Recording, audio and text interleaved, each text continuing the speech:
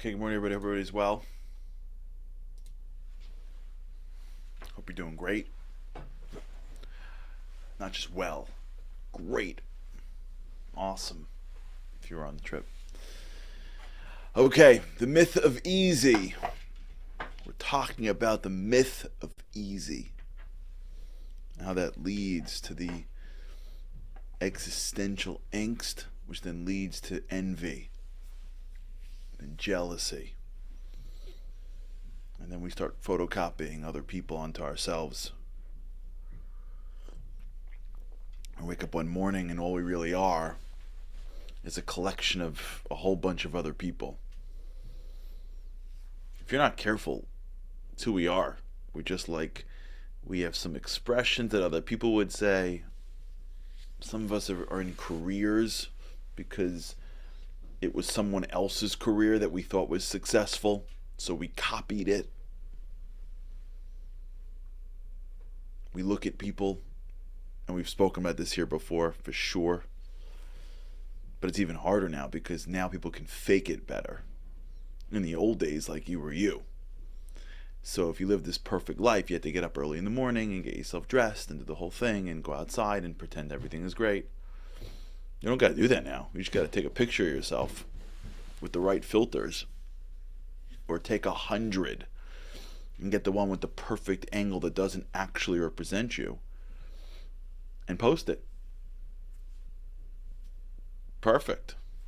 Now I get to watch people. And also back when in the old days, like, who did you envy? People lived in your community. No more. And now we get to look at everybody. Never ends. Go just watch people scroll. That's by the way one of the reasons why I take the train. I need to get material from somewhere. I need material. I get to ride the train home and just look around. Just, oh my gosh. Instagram, just scrolling. Like, I'm not for 3 minutes. And for the New Yorkers, from Jamaica all the way. Like, really, Penn Station to Jamaica. 25, 26 straight minutes. Like, it's like a sport. You can cover the world and back. You can see friends, you can see celebs, you can see whatever you want. Just envy. And if you're sort of like TGIFing your life and your career is not getting you what you want, nothing better. Live it by watching someone else. Maybe that's why the Torah teaches us. Lo sachmod. Do not envy. Don't look. Yeah. Don't look. Don't look at someone else's life. Don't look at someone else's stuff. Don't look.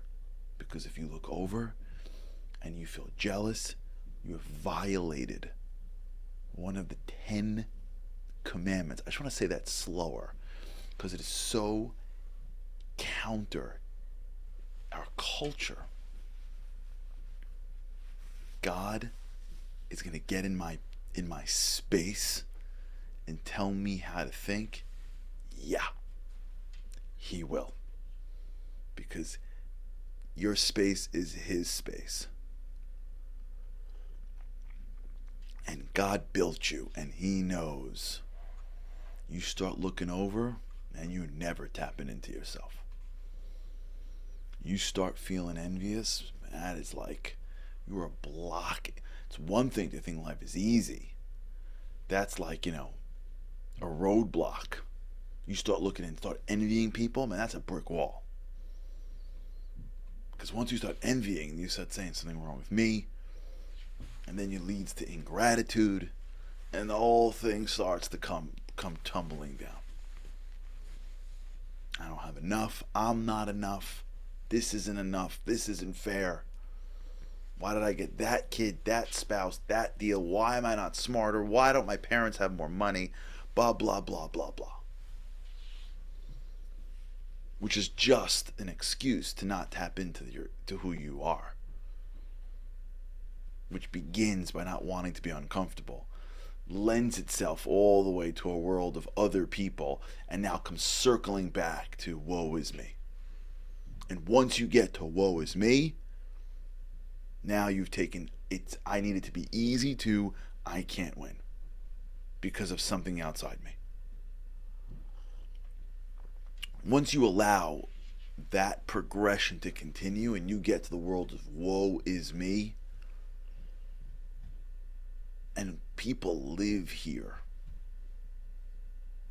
In fact, I was reading Esposito again. I hope I'm saying his name correctly. I think it's Esposito. Hope I didn't confuse him with a baseball player when I was growing up. And he spoke about this in his book. It was fascinating. He spoke about how your brain, for many people, their brains feel more comfortable being a victim than being a victor. He didn't use those exact words, but that was what he was saying. Meaning, for some people, and by the way, we know people like this. Maybe we are people like this. But you know that person when you're like, come, let's go outside. Like, nah. No, come, let's do this. Nah. You know that dynamic? We're going to go do this thing. Nah. Let's try this. Nah, that's not. Nah. Or better, ready? That person wants to make up with you and rekindle a friendship. Nah, they don't. No, they do. I'm not interested. Why? I'm just not interested. Why? So he speaks about this. It's awesome because your brain is programmed to be a victim, and you get a hit for that, like a dopamine hit. You get something like your brain feels comfortable in victimhood. You know people like this? Or we are like this sometimes? We feel comfortable in that, we feel comfortable basking in the emotions of woe is me, or victimness.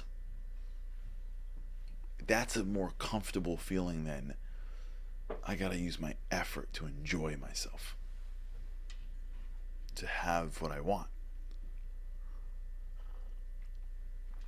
Once your brain starts to get used to being a victim, it's hard to break it. Because your brain loves being comfortable. And there's an emotion that comes along with being a victim. There's a comfort with that. There's a familiarness with that. You can always turn it on. There's always somebody that's hurting you. Life is always too hard. Right? You can have everything and always feel like you've got nothing. Right? And sometimes if you hear certain people, you'll listen to their problems and you'll be like, oh my gosh. It sounds like they're just, from the way they talk, it sounds like they're just going through Auschwitz. They're talking about painting their 7th bedroom in their house. Like, how did this, if I didn't list, I don't understand. That's, the painter didn't show up. And there's a lot of shades of gray. I'm just being a little hyperbolic. Just so that I know that it's no one's life. That's much. I don't think anyone does that. Some people maybe, but not really. This idea that we feel comfortable being a victim. We feel comfortable losing. We feel comfortable when it's someone else's fault. That's a comfortable feeling. Blaming a lack on something else. There are political parties based on this. There are political policies based on this. There are rallies based on this. If you pay close attention, pay close attention when there's a presidential election season, and ask yourself, is there a victim rally cry here? Somebody else is the reason for our problems? It feels good. It feels comfortable to say that. I feel like I'm not enough because of you. That feels good. That feels real good. Now, once I get to that space, the reason why I'm not working harder is not because of me. It's because of you. That's guilt-free.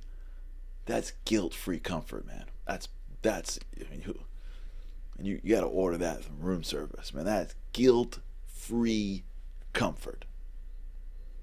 I'm not working to bring out my greatness.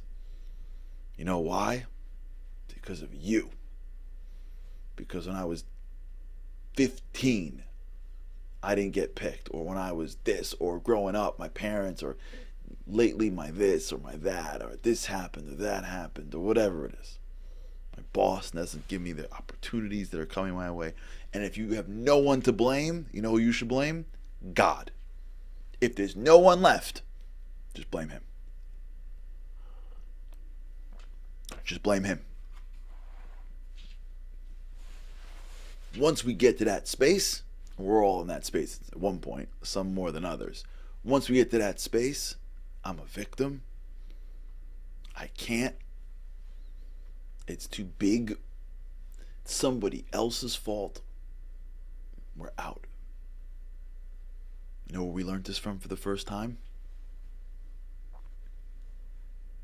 To quote the words of the great Rabbi Jonathan Sacks of blessed memory. You know where we learned this for the first time? First man. First woman. Remember the story? God puts Adam and Eve in the garden. Life's perfect. Perfect. The setting is perfect. Food's on the house. The Medrash says that the angels would be barbecuing for them and giving them food and tending to them.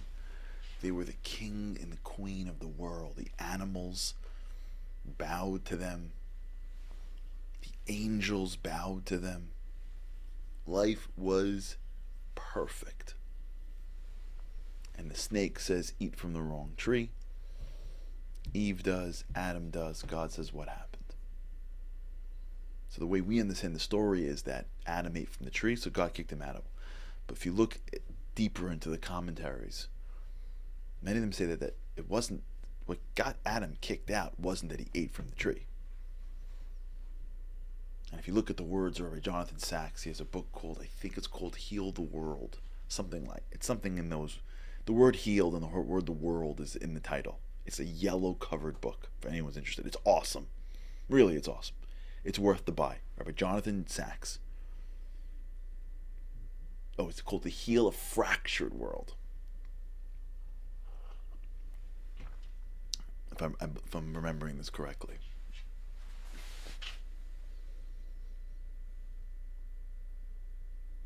And in that book, he explains that the first sin of man wasn't that they ate from the apple.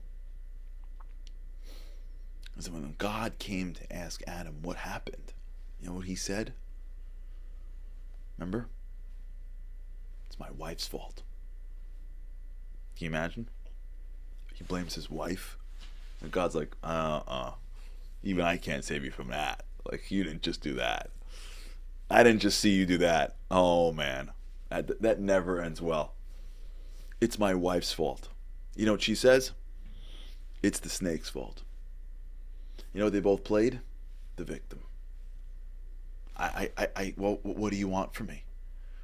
You told me, I mean, again, this is Adam and Eve, but this is from what our understanding of him. We don't really know Adam specifically or Eve specifically. We learned from it. And I was like, what do you want from me? Like, I'm not able to say no to the wrong thing. I was only created by you. No, I didn't have the capacity to say no. It was her fault.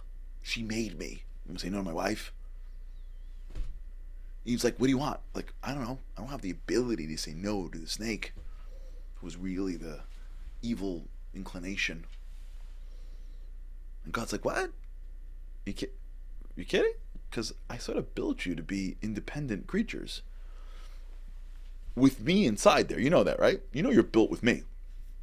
Like, you know what's inside you is a piece of me, right? You aware of that? Like, you're aware of the stuff that you're made of is divine energy. Like, you could say no. You know you have the ability to say no, right? Like, you know you could have done whatever you wanted. Like, you're cool with that? Yeah. Mm-hmm. Oh, you're a victim. Is that what it is? You don't have control? Interesting. Okay. Guess what? Victims, they're out. Because once you're a victim, you cut yourself from your own self. You can't be in the Garden of Eden in life if you're a victim. Once you cut that, you got to uncut that. Because the more you're a victim, you don't live in the Garden of Eden. And that's why some of the great commentators say that more than God kicked Adam out of the garden, Adam kicked God out of the garden. Because Adam kicked out the godliness that was within him, from him. Because you can live in the Garden of Eden every day of your life, if you choose.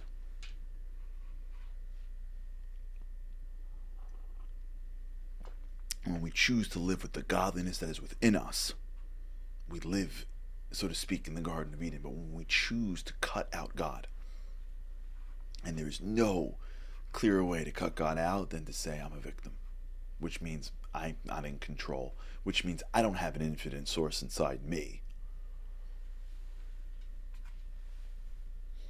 It all stems. It all flows.